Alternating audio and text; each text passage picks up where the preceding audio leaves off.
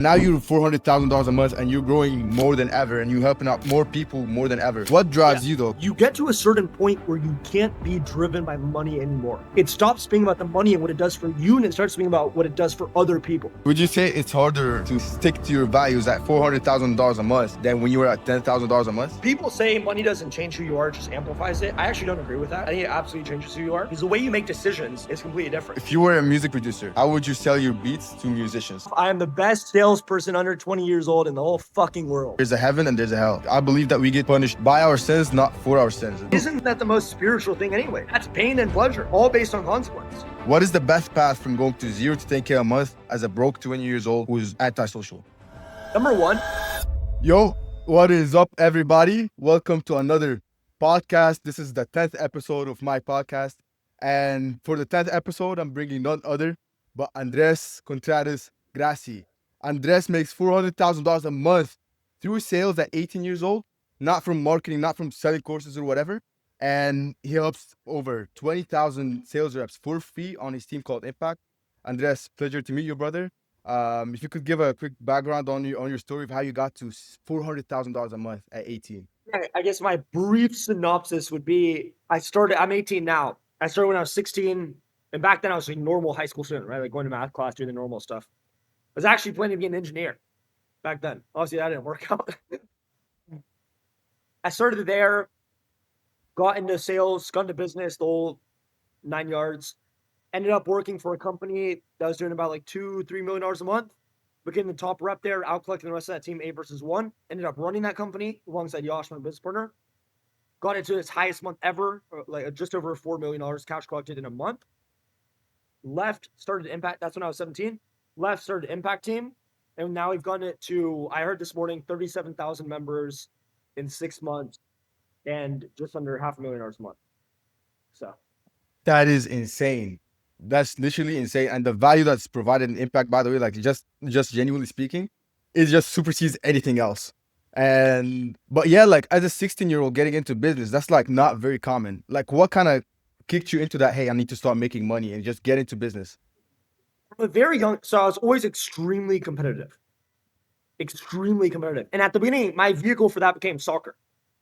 Right. And so like from soccer, I went semi-pro for a month, right? Ended up, unfortunately, I broke my arm down my ulna, my radius, and it twisted 180 degrees backward and bent to the side. So it looked like a fucking wrench. Like it was like a little juice. And so that was not pretty. But after that, I was like, great, I have all this competitiveness, all this drive. Where do I put it? And so that became business and sales for me. And so then it just became an obsessive, like, I need to be the best. I'm going to do whatever it takes to become the best. And I'd like to think that's kind of what ended up happening. That's beautiful. And what got you into, like, because I know you started out in SM MMA and you got some success with that, but why did you switch to sales? Ultimately, it collapsed, my SMA. And when I really look at it, and this is very interesting, because a lot of people, young people, they make this mistake. They're trying to make a lot of money, and they're like, you know what? I need to start a business. Most of the time, you don't. Because if I ask you right now, it's like, let's say an SMA, any business, what do I need to master? Sales, marketing, delivery, fulfillment, leadership, teammate, like everything, all at once. And people have an ego, but if you're being realistic, if you're a 16-year-old kid with no business experience, you can't master all of those things at once. You just can't. And so if you try, you end up mastering none of them. And ultimately, you only get paid what you're worth in the market. And so if you don't master any skills and you're just kind of in the middle of everything, you don't get paid shit. Because it's almost like this. If you take one of the balances, right, like the scales, that like the weight balance or whatever, and you put 1 pound on each side, what happens? It's gonna tilt. And if you put 1 pound on both sides, now it's even. Right. The sum is 0. Right. That's how much you fucking get paid. That's the problem. Right. But when I decided, I was like, great, I don't want to just become decent at all these skills. Then I need to master something, because that's when you get paid. And so what I decided to master was sales. And so that was kind of my transition from, great, SMA collapsed. Now I know I collapsed because I didn't have skills. Now I need to choose one skill and master the fuck out of it. And I picked sales because I believe it's the most influential skill you can have in your entire career. Communication. True. And this is what most people struggle with nowadays. And like the sales industry right now, especially because of you and like it's such a trend right now. And nowadays, just like, hey, say this, and the customer will like open his legs and you'll close him. There's like a lot of marketing. So as a person with zero sales experience, getting into sales, how do you differentiate between good marketing and actual practical sales advice? Common sense is a good place to start. Like, I'll give you an example. There's a lot of the videos that are like, don't say this, say this. Don't say that, say that. Do you genuinely believe that you saying agreement versus contract is a difference between somebody paying you $20,000? Agreement. Oh my God, I would have, like, no, it doesn't fucking doesn't work that way. And so that's genuinely what you believe. You're gonna screw yourself over because you're focused on the wrong things. And so I think using a little bit of common sense honestly removes 90% of the bullshit. Another great way, go to whoever's teaching you and just ask them what are their qualifications to teach you. Surprisingly, that filters out like 90% of people. You just ask them their qualifications. It's hard for them to straight up lie to you, for them to just straight up say a lie, because then they can get caught very easily. So it's hard for them to do that. And so if they can't give you a tangible answer, then great. You found your answer. Right. Right. And when you found your mentor, because I know you started out, you had to find a mentor. You like working with somebody one on one instead of just like, a course, which Yeah. courses work, but at the same time, one on one is better. How did you come to a decision like, hey, I want that mentor and I know I'm going to go all in on this guy? Just listen to him. In my opinion, the best mentors are the ones who don't even try that hard to mentor people. It's the ones that don't even publicly offer mentoring or anything, and you have to like go and beg them. Those are the best. So I've invested over like 250 grand with impact, like on my education. I'm not talking about like paying for the software and shit like that. No, that's a lot more. I'm talking about just on my own self education. And that's what I found is the best. You find whoever you're like, I want to learn from this guy no matter what. And you just ask him, how much can we pay you for guidance? And then whatever number they say, you pay. You don't even fucking ask questions. There's an example. Matt Ryder, he's now our current CEO, right? He's working inside of Impact. Before that, we paid him for business consulting. So we go to him and we're like, hey, dude, we want business consulting. Obviously, we know you very well. We know you're really, really good at what you do. How much can we pay you for you to be bought into it? And I think he said like 30 grand, 40 grand, something like that. And we were like, how much can we pay you for you to like really be bought into it though? And he wouldn't give a number. So we were like, what if we pay you 90 grand? He was like, done. And we paid him 90 grand for consulting, more than he even asked. I almost double, by more than double. So he'd actually be bought into it and give us the best possible advice he could. And he did. And then he loved the business so much. And he was like, holy shit, you guys are amazing. This shit's growing faster than I've ever seen anything grow before. And I was CEO of the company. Right? Right. So, yeah, I think that's the best way. I think if you just practice some common sense and you just look for the best mentors possible and then you do whatever it takes to get the help you want from them, you'll be in a great position. Right. Right. And I think what stops most people is just the fear of investment. Like, bro, I need to, like, obviously, Andreas spent that much because he makes whatever, but they don't realize that you had to take that risk first to get to where you are right now. So, when somebody who's getting into sales and learning all the objection handling, like secret stuff, how do they, because they obviously fall into the trap, like, hey, how can I handle this guy's objection? And then if you ask the salesperson himself to invest in himself, he's like, nah, I don't have that much money, whatever. How do you, like, what do you say, like, to handle your own objections before you handle other people's objections when you're selling to them? And if you look really, really deep, it's like, what is objection handling fundamentally? It's putting your beliefs that you have about the world onto somebody else. That's all it is from a principle level. I have this belief, I'm going to put it onto you. And you can use all the work tracks in the world, but the reason they work is because you have the belief. Because if you look at any of the work tracks that you see me use, or any objection handle or reframe or analogy you see me use, whether it's on Instagram or a live sales call or YouTube or whatever, you have to understand the next prospect I use that on might give me a 5% different answer, which means I have to give them a different response back. And if I have to give him a different response back, I need to be able to tweak my response to convince him about what I believe. And so I can do it in real time. But if I don't actually have that belief in the first place, I can't shift what I'm saying. because I don't believe the thing. So now I'm trying to come up with it and think what mentality, what belief system would support him buying when I don't even have the belief system, which is impossible to do. Right. And so the shortcut is, well, have it yourself. And if you have it yourself, you'll take actions in that same way. So like there's a quote I heard very early on, and it was like, be the buyer you want to have on every sales call. And that stuck with me. That doesn't mean be a retard and start spending money for the sake of spending money when it doesn't benefit you. Like if you have no experience, don't go buy a $10,000 fucking course. It's retarded. But when you get to the point where that's what you need to do, then do it with the right people. Right. That's the key point, with the right people. Right. And it's hard nowadays with just all the marketing. I like, even me, like sometimes I'll be like, hey man, I'll do this thing tomorrow after whenever I finish the sales calls that I have. Then I hop on the sales call and the guy was like, man, I love this, but I'll just do this down the line. And I'm like, stumped. I know what to say, but I'm not congruent. So Exactly. how do you work on that internally? Like how to become the buyer that you want? Well, so number one, great question. You have to analyze, what are the characteristics about me that aren't that type of buyer that I want? You have to analyze those characteristics. So for you, it might be, great, well, I push things off. Then what you do, and you have to understand this about psychology, there's a thing called cortical plasticity. We talk about it all the time. What it means is every 5 days, that's a time frame according to studies and research on lots of them, every 5 days, your beliefs, your values, how you make decisions, how you act, your rules are constantly shifting every 5 days. As an example, if I say, I don't know, let's say I'm an extremely hygienic person. Extremely hygienic. I always need to be clean. My area always needs to be clean. This obviously isn't me that I'm describing, but say a random person, right? And I decide for 5 days, I'm going to be not hygienic at all. I'm going to be the messiest person in the world.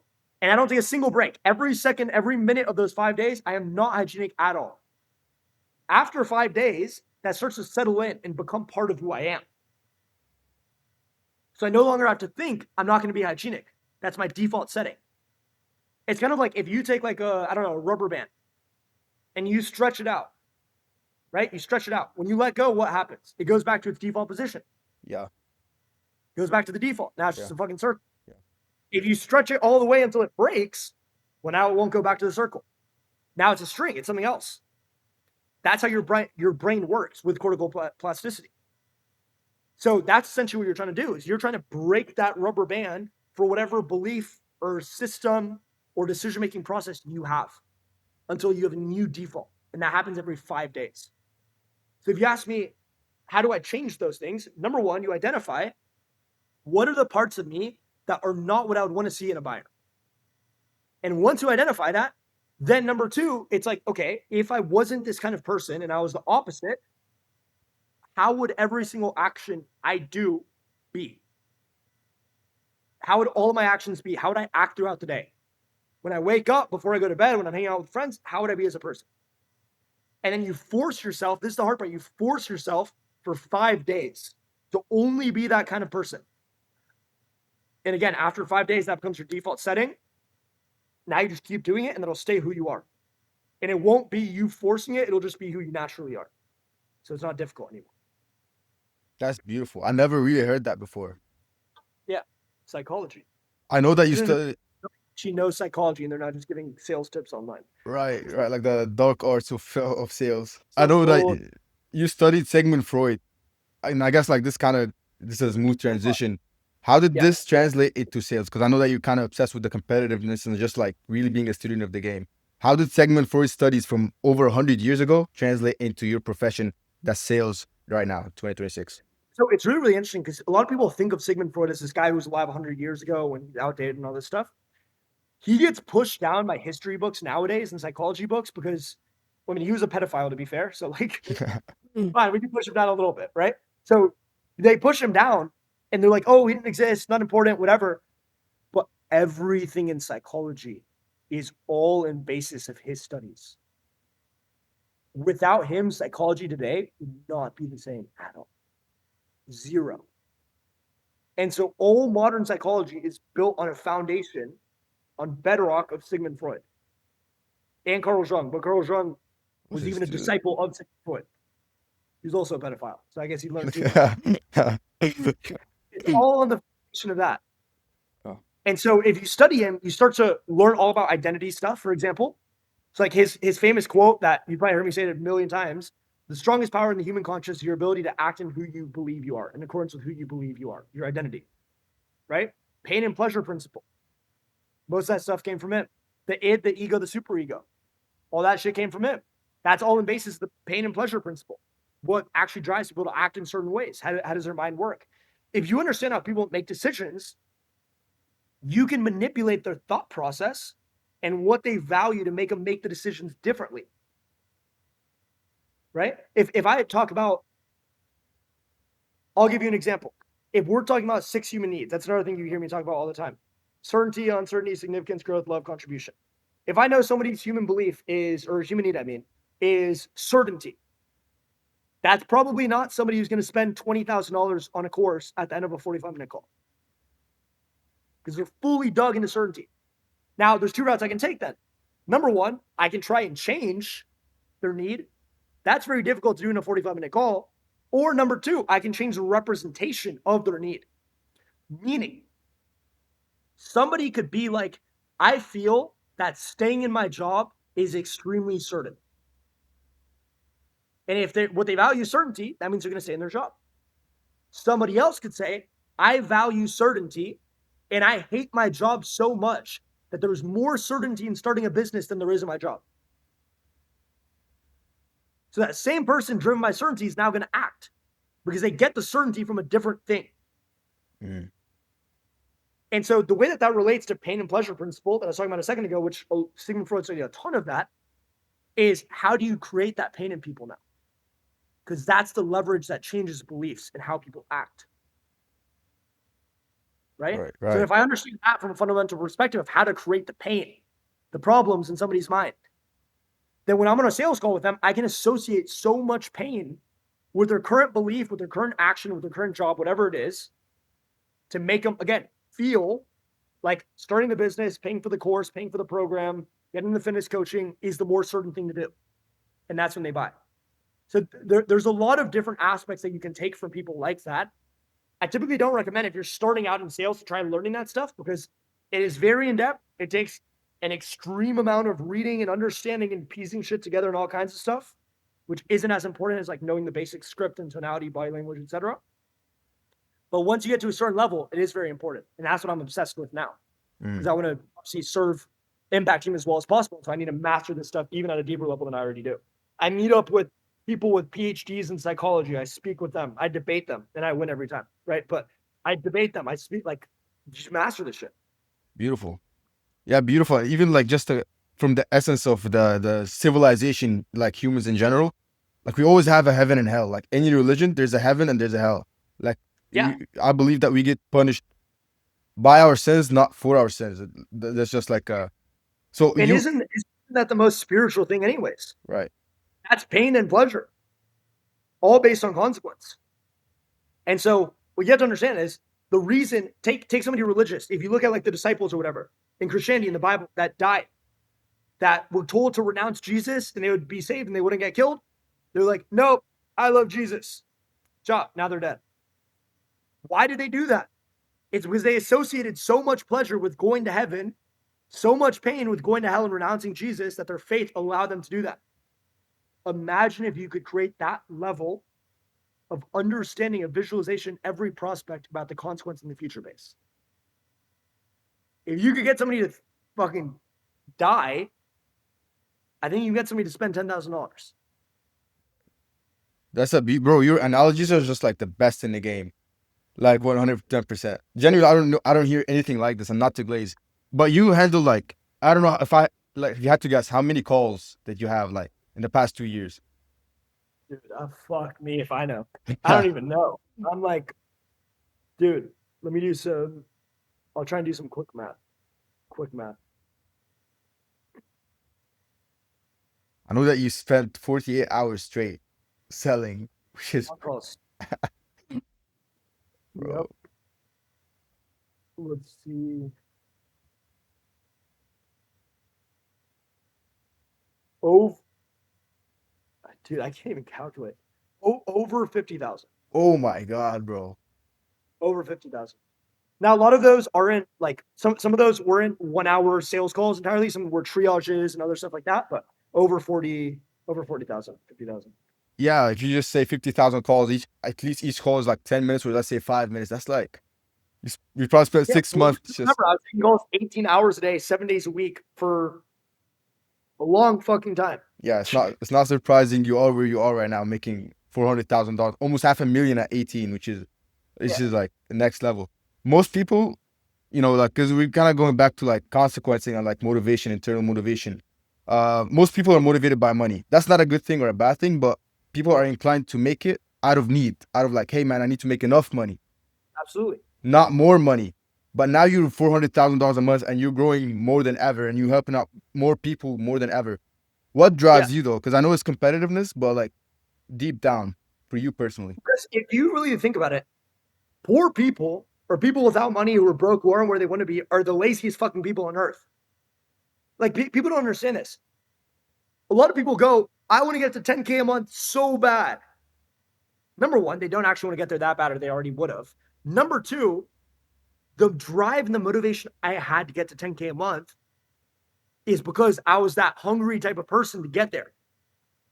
And so the motivation now I have to go from 35, 37,000 members, whatever it is, I don't even fucking know, around there, to 100,000, having the biggest sales group in the world in the next year, my drive to do that is just as great as me getting from 0 to 10. And it is a lot greater than the guy who's at 0 trying to get to 10 right now, who says, oh, I want to get there so bad. But in reality, he's being a lazy cunt. Like my drive to get from 10 to 15, if you will, like on a scale, if it's 10 out of 10, 10 to 15, is greater than the person trying to go from 0 to 1. Because if not, they already would have gotten there. Mm. And the reason why I think fundamentally is because if you really think about it, you get to a certain point where you can't be driven by money anymore. Like right now, my money, when it comes to my bank, it goes straight to my financial advisor. I don't even fucking see it. So, so like, what difference does it make in my place? I already have a penthouse in Houston. I have this new fucking mansion, 6,000 square feet or whatever in Puerto Rico. I have the Inshallah. watches. I've ever like, what the fuck else do I want? Nothing. I don't give a fuck. Like, yeah, maybe it'd be nice to have a private jet or whatever, but what does it really change about my life? Like, I don't really care, right? So at a certain point, it stops being about the money and what it does for you, and it starts being about what it does for other people. And the reason why, and this is so powerful, if you wake up and you feel like shit and you feel completely lazy, everything's terrible, you feel like you can't do anything, and you're driven by yourself, on that day, you can't work because you're driven by you and you is destroyed. If you're driven by other people, for example, if you're thinking about, oh, I need to provide for my future wife, my future kids, my mom, my dad, my brothers, my church, then on the day when you wake up and you're tired and everything feels like shit in your throat is like if somebody fucking scraped it with a knife. Like it doesn't matter because I'm not doing it for me. You're doing it for other people. So it gives you an insanely higher amount of drive than everything's just about you. Mm. And so I think that's why, even though I make all the money and I have all the things and everything else, that people are like, oh my God, I wish I had that. Like to a certain point, it just doesn't fucking matter. Like there's other things that will drive you a lot more. And that isn't to be some kind of white knight. I hate the white knight people on the internet who are like, oh, you have to be this and this and that. Like, you don't know what the fuck you're talking about. But yeah, Yeah, like that's what drives. right. I feel like money is good only when you need it. But then if you have a certain character like you who's just giving out to everybody else, it's just like you're not really driven by the like it's nice to have all the materialistic things and it's fucking lovely, obviously. But it's not like, hey man, I want to work to get that Lambo, and then you just drive the Lambo and you're just like you know what I mean? You Yeah, can't and have that it's type of impact. once you get it, you don't care about it. And what I mean by that is like, for example, I'm going with my family to Mexico for Christmas and all that shit, and we're taking a train, middle of the jungle, exploring a bunch of cities. I'll probably like capture the tribes and turn them into like Contreras families or something. I don't know. I'll figure it out. But on that, I'm going to be living like a poor person. I'm more excited for that than I was to come to Puerto Rico and see my new fucking house. Like, fuck, you know what I mean? So, yeah, I think there's levels to it, but you kind of stop caring about it once you have it, And to some degree, I think the sooner you realize that, the better. Not because it'll make you this white knight kind of person who's like, oh, I don't care about the money. Not because of that, but because if you start to understand what actually is going to drive you besides the money, since the money ultimately is not going to drive you long term, the sooner you figure that out, the more drive, the more motivation you're going to have. Ever. Do you feel like other people can be like you? Yes. I think not everybody. Definitely not everybody. It takes a certain kind of person to go through the amount of shit that I've gone through to get to where I am without breaking. It takes a certain kind of person. That's a good question.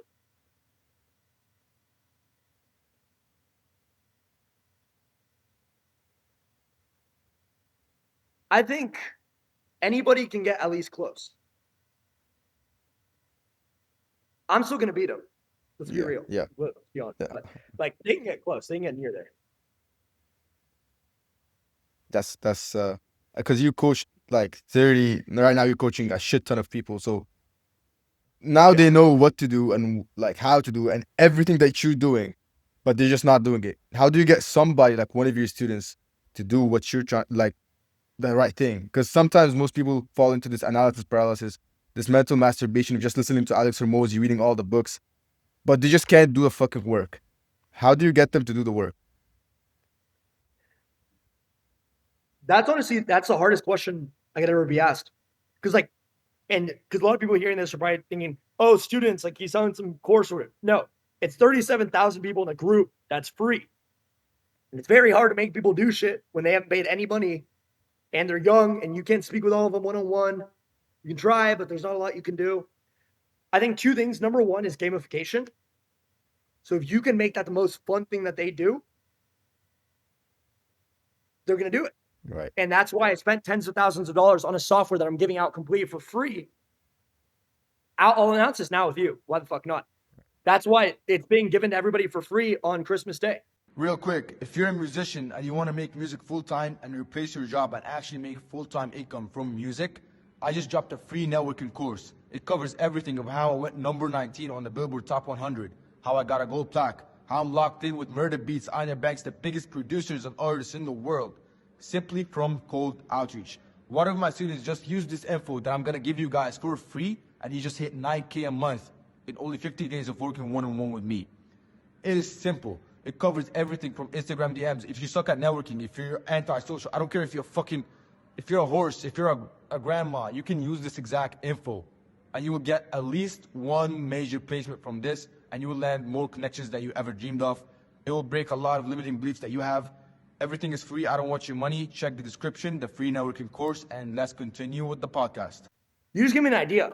I think I'm going to make a challenge, a 5-day challenge, where I tell people exactly what to do and I force them to do it over those 5 periods, those 5 days. And then hopefully they'll see the change. This is a great idea. What should I'm gonna do that. the winner should get something like a hat or something, you know? We'll buy him a fucking Rolex. What do you mean a hat? uh, platinum, bro. Or black. Or platinum. Um, and I want to ask you, like, this is like kind of diving into a little bit into, because you've been through a lot of shit and it takes a lot of, like, I'm sure you moved mountains to get where you are right now, but like, Absolutely. have you faced any betrayals in your career in general?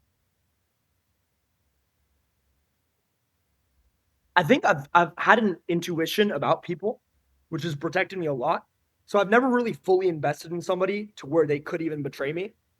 There's been people who betrayed me, but like I kind of tell from the beginning something was wishy-washy about them. So I never really got too close.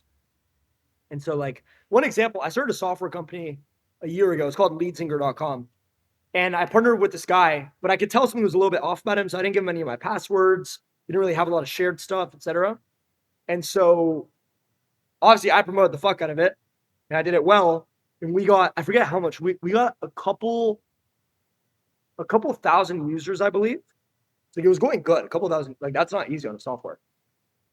And then he got mad about something. I forget what it was. It was like some stupid shit. He got mad about something. And then he just started arguing, even though he had zero business experience. I was the one with the experience. And I was like, dude, I know sales and marketing. I know Ascension. Let me handle this. And he kept trying to get in the middle of it. So I was like, okay, I'm done with this. And then I found out a couple of months later, he started charging people's credit cards of clients. And so I personally messaged every single one that had purchased, because I saw the client list, and I told them all to block the payments, dispute it, everything, and all got resorted. But that was probably the biggest betrayal. The guy I put the most faith into. But even him, I could tell something was a little bit off, so I never fully trusted him. I guess the thing has been, there's another situation. I went into business with a guy, I won't say his name, and he told the sales team of that company to ghost me for 2 days, even though I was fucking leading the team and I was doing it my way, because obviously I know what I'm doing. He told him to ghost me for 2 days. This was like 2 years ago. This was a long time ago. And so I just left. But you know the one thing in common between every time I've gotten betrayed? I am 10 times more successful than any of them now combined. Do you feel like it had to So- do with their ego and your age? Age, not so much, because they already knew my age going into it, and they already had a certain respect for, damn, he's really good. So not so much age. Ego might have been a part of it. I think they were just the wrong kind of people to do business with. Like, I should have seen it earlier that these are not the kind of people you're going to do business with. But at that time, like, one of the guys, for example, he had some social media presence. Wasn't big. It was nothing compared to even what I have now. And I don't consider myself big. But I think it looked a little bit too shiny. And so I took it.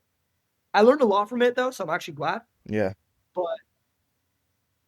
yeah, I mean, I destroyed all of them. So who really gives a fuck? Fuck yeah. Hell yeah. And I Last know I heard, he was trying to survive in a jungle. So he was what? last I heard, he was trying to learn how to survive in a jungle. He's taking survival classes. So Yeah, I don't know what the fuck that is, but he's definitely not. that's even a joke. That's a literal thing. He started taking survival classes and started like spending a couple of weeks of every year like in a forest or something. I was like, God damn, I beat you, but I didn't beat you that bad. Yeah, bro started. Worst going primal. I don't fucking phone anymore. He retired from the internet completely. Yeah. Fuck. Yeah, you mentioned on a previous podcast, I forget which one it was, that one of your best traits is having singular focus, and now like Yeah. it's kind of the smooth transition from like not being, lured in or like just getting attracted to sexy or like shiny object syndrome. How do Yeah. you get yourself to focus on one thing at a time? Just have that singularity to go in depth on one thing, just one thing at a time. You know what's very interesting? People say that, if I'm obsessed, if I have an obsession with something, then I'm going to work hard at it and I'm going to learn it. It's actually the opposite. If you work hard enough at one thing over an elongated period of time, over and over and over again, you develop an obsession. Because psychologically, you have now put so much mental energy and intellect into this one thing that now it means something to you. It's the same reason if you're in a toxic relationship, why is it so hard to end it? It's because you've gotten all this love for this person, you put in all this time. It's a sunk cost fallacy where it's like, I've put all this effort, I can't lose it now. And so you become obsessed. It's the same thing. If you put all this work, all this energy into this one thing, it creates an obsession because you're like, I can't lose it. It works the same with video games. You play a video game for so long, you upgrade your character, playing Brawl Stars like a fucking retard. And then after a year, it's like, holy shit, I've spent money on this game. I put in all this time. I can't quit now. And you play for another 6 months like another retard. Yeah. It's like this Chinese proverb that the longer you stay on the train, the more expensive it is to get back, to go Exactly. back to where you are. I've never heard that, but that's phenomenal. Yeah, that's but yeah, man, like I guess let's say there's a 20-year-old out there who's watching all of your videos on Instagram. He wants to get into sales, but he's fucking social anxiety, zero building blocks, knows nothing about sales. What is the best path from going to 0 to 10K a month as a broke 20 years old who's antisocial? Number one, cortical plasticity all goes back to that. 5 days of absolute focus will change you like you've never fucking been changed before. And so that's step one. You need to be open to that, to the 5 days. Then the question becomes, well, number two, well, what do I put that focus towards? Right? Because now you have the focus. What do I put it towards? The best way is writing your script over and over and over, 3 to 5 times a day. You've heard me say this a million times. 3 to 5 times a day, every single day, and speed role plays. A speed role play, I've explained it before. Your goal, closing call, 7 to 10 minutes, setting call, 3 to 5 minutes, go through the entire script, no tonality, no pacing, nothing. Just go through it as fast as possible. When you do it that quickly and you get into a real call, it feels like slow motion. It's the easiest thing in the world. And so that allows you to master it. So you do that for 5 days, absolute focus and intensity on those two things. And after that, once you've gotten it down, the script is internalized, that's when you start doing outreach and you find an offer. That's what you need to do at the beginning. And what do you feel like keeps most people? Because there's a lot of people are scared to do cold outreach. I've been watching your story, and I know how you landed fucking job offers, and how you, like how you're obsessed about like with doing it. What's kind of like the mindset shift if you wanted to give like this social, like this antisocial person who is just so afraid of rejection, and like he gets offended after like he doesn't close a sale, nobody responds to his outreach. What's the mindset shift that you would give to them? Don't be a pussy and do it so many times that you just get used to it. Like, as an example, I've been open about this my whole life. I don't like sales. I hate sales. From the very beginning, from day one, I hated it. I'm a very introverted person. I know, especially right now, it's very hard to believe. If I go to like a networking event or whatever, I'm extremely introverted. I've learned how to channel extroversion, but I'm very introverted by nature. And so from that, even though I hated it, I was like, great. Number one, don't be a pussy. Number two, do it so many times. Again, 30, 35, 40, 50,000 calls or whatever was the calculation. You do that many calls, you think you're nervous on the 50,000th and first person you speak to? Like, no, you don't give a fuck anymore. So don't be a pussy. Do it so many times that it just goes away. And it does. It does go away. The hardest part is just the action, just taking action instead of like just going through all the courses and modules. Okay, Andres, are you are you a family man? Yeah, absolutely. By far. I Okay, think a lot of it comes from my Christian values, but like even me, I'm very Christian. I'm waiting till marriage to have sex. But even like, I want to be married before 21. I want to have a bunch of kids. They're going to take over the fucking world, do whatever the fuck they want to do. okay, Like, what to do. And I want to instill all those beliefs into them. beautiful. So I was gonna ask a question, but let me preface it with another question. You making all that money, you probably have the fucking like the best lady spot. How do you prevent yourself from that distraction? Like, how do you? It's a good question.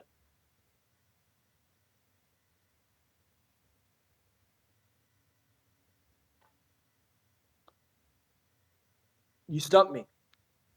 How do I think, well, so one characteristic I would say that's very important, that's been extremely central in my success. And you get to a point where like it gets harder over time, but you're also developing as a man over time as you become more successful. Because like when you have 100 followers on Instagram, nobody knows who the fuck you are. Like you have to fucking go out and speak to people and this and this and that. Once you have 100K on Instagram, you get people fucking throwing themselves at you. Right. Which is really embarrassing for them, by the way. But regardless, like in that process, though, of going from making no money to making a lot of money, growing social media, everything else, in order to get to that point, I had to build my own self restraint of like being disciplined and doing what I have to do when I have to do it. And that same thing applies to everything else. The same with girls, sex, everything else. Like it literally applies to anything. And so that, yeah, like that's why I keep a bunch of dates, meet people, speak with cool people, and still be like, great, I'm not going to sleep with this person. I'm going to find the one. Like even now I'm talking to somebody. And it's just like, cool. So would you say it's bring it everywhere? just like that guy Omar on the podcast? I was like, That was hilarious. I haven't laughed that hard in a long time.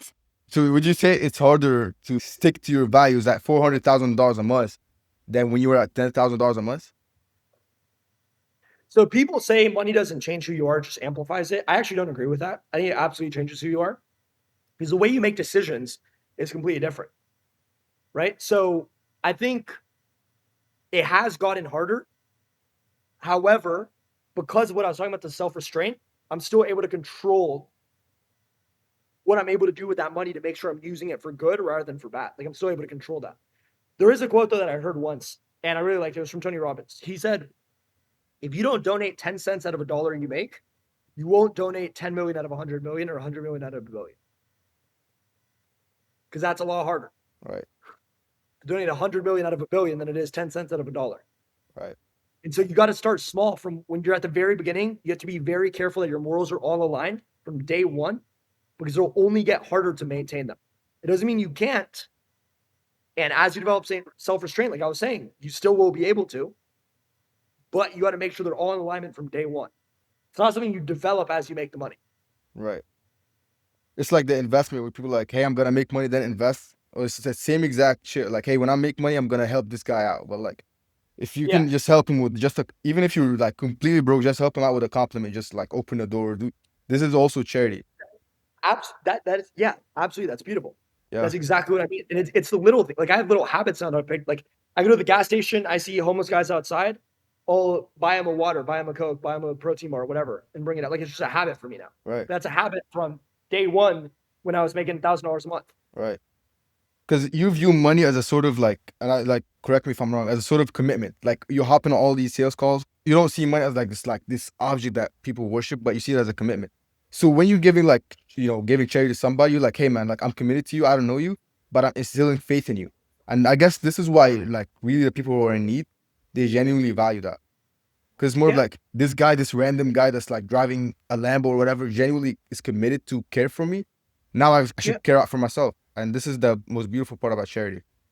Yeah. And Andrew Tate had a quote that I heard one time and it really stuck with me. He was like, anytime I go out in public, I'm always extremely respectful to everybody I see, because you never know when that guy you're talking to, if he does something fucked up to you and you start fighting back, you never know when that motherfucker is on his last straw. When he's having a bad day and you say the wrong thing and he fucking goes home, gets a gun and shoots the school. Like you don't know. Right. You don't know what's going to happen. Right. And so that applies, I believe, not only to respect, but also to giving, to charity, to being a good person, a kind person. I think it applies to everything. True. Just the same way you can stop somebody from shooting up a school, you can also give them a fucking cookie and make their day a little bit better. Why not? True. And for him, it would mean the world. For you, it's just like, yeah, you might not even remember it for the next day. Exactly. Yeah. So let's say after a long life, hopefully, inshallah, you have a family, beautiful family, big family. What kind of legacy do you want to instill in your family? Money aside, what kind of legacy do you want to leave behind? And I know this is a good question because especially for your age, 18, that's a little early to think about. I've already thought about it. So my main goals that I have is, number one, get married before 21, have a bunch of children. I want those children, whatever they decide to go into, whatever industry, I don't care, except for a couple. They go, hey, OnlyFans, disown from the fucking family. Send them to fucking But like any industry they go into, take it over. Be the absolute best at it. The best. And then after that, I want my kids to be excited to come back home. A lot of kids like don't come back during Christmas, like, oh, it's Christmas, we're all getting together. I want them to be excited and like want to come back home to me and my wife, like often, like to love us and actually be excited and respect us. Right? That's number two. And then number three, thousands of years from now, I want them or me, I just want the Contreras name to be either remembered thousands of years from now or to have had such a deep impact on society that it would have been different if we did not exist.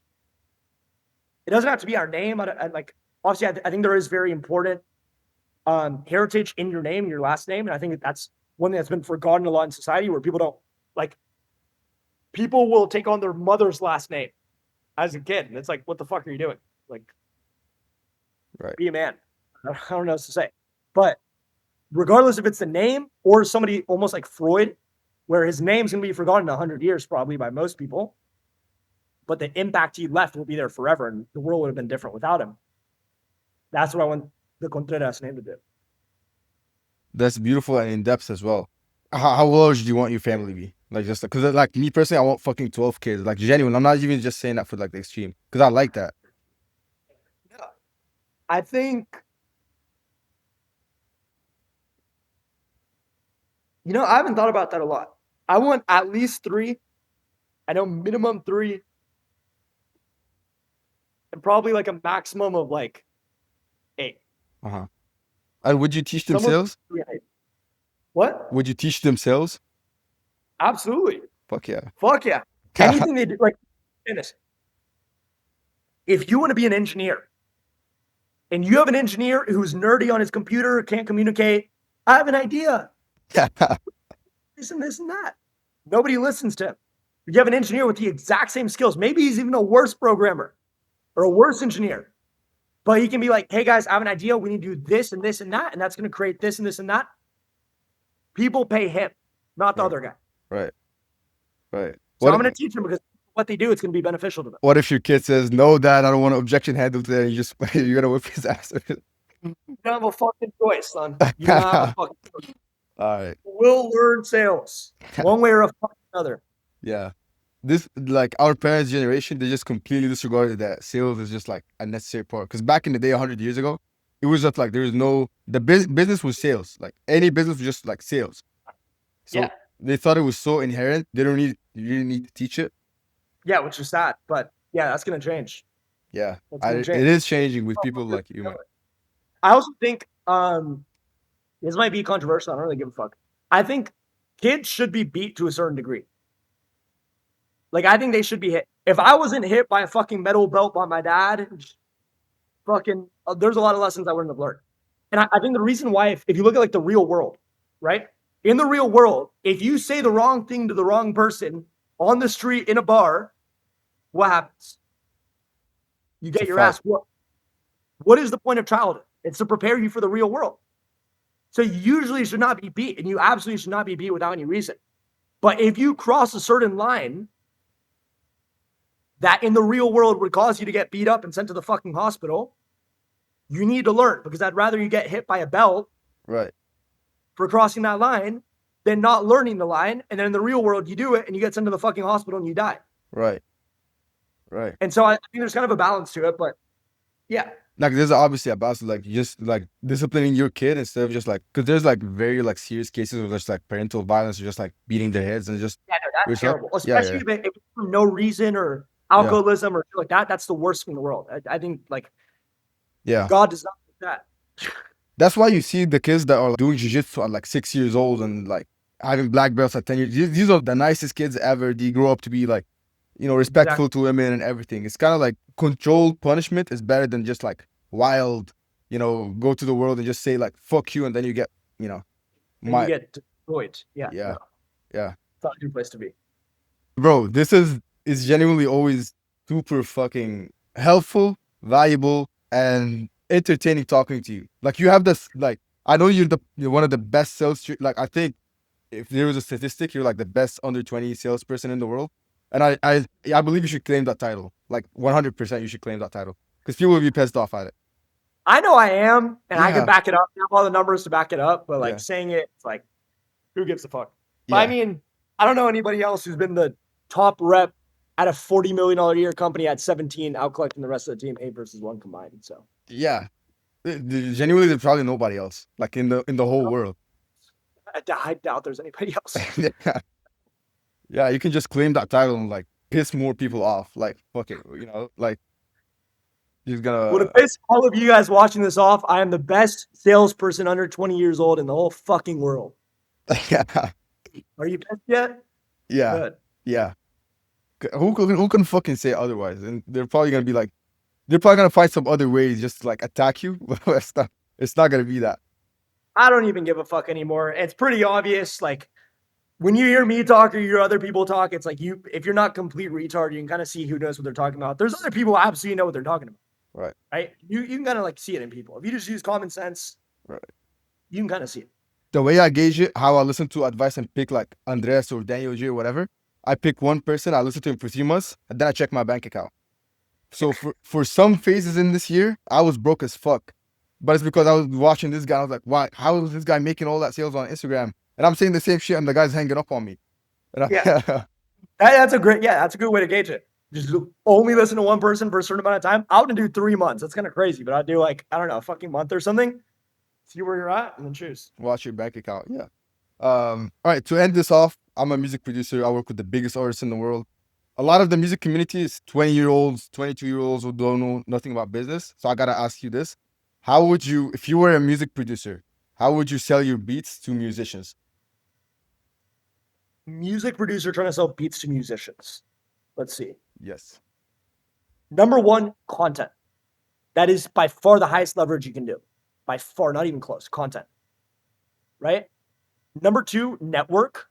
And content gets you a lot of the network. Even like for me, for example, I have people who do hundreds of millions of dollars a year in my DMs hitting me up. Yo, can we do this? Can we do that? Let's hang out here. Come visit me in New York. Come visit me. Like content, king. But that really just gives you network. And network is the actual important part.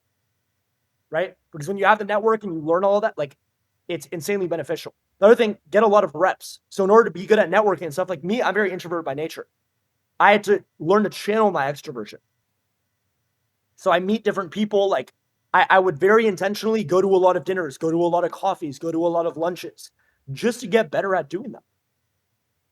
If you're a producer, you're like, oh, I want artist. Find the artist who has fucking 1,000 followers, who's trying to go on the come up, who doesn't know what the fuck he's doing yet, and go to lunch with him, go to breakfast with him, take him for a coffee, just to get better at the interactions. Because then when your content starts working, you start studying it, starts doing good. Now you have the opportunity, but now you need to be able to maximize the opportunity. So that's literally what I would do. And after that, you decide how you want to handle everything else. Once you have the content, there's a million ways to monetize it. Once you have those connections, the network. Right. So yeah, I would go all in on content. I'd be posting 2 to 3 videos a day. It could be very low editing, like just captions and stuff. Do your market research. Look at other people in the industry who are killing it. Look at people in similar industries. Like for me, for example, I look at a lot of like clothing brands to get inspiration for my content. Right? Get ideas from there. Post a fuck ton. You're going to learn very, very quickly. That's really what I did to get to 100,000 followers in 6 months. Just do that over and over and over again. You'll get super, super good. Then you'll have the network. And because that entire time, as you were building it up, you're going to coffees with people who haven't figured it out yet. Now you're good at networking. You know how to have a conversation, how to make people like you, how to understand what they want. And so now when you're speaking to the guys, the artists who have millions of followers or hundreds of thousands, you already know how to approach it. You already know what you're doing. Right. Right. It's all about leverage. This is game. And also, you should listen to Antar. Like, this is just like a boost. Yeah. I know you talk a lot about network as well, which Yeah. is very important. Yeah. That's all it's about. Thank you, man. Connection. Connections. This was all about. If you're watching this on YouTube, subscribe. If you're watching this on Spotify, like this video. Andres, one last message to the sales industry. What would you say? We are coming after you. We are going to be the biggest fucking sales training group in the world. And we will change the trajectory of the next generation of salespeople. Everybody will know the name Impact. Even if you go to the jungle. Even if you go to the fucking jungle. Go to the fucking jungle. I don't give a fuck. Oh yeah. Andres, bro, it's been a pleasure. Thank you so much for hopping on this podcast.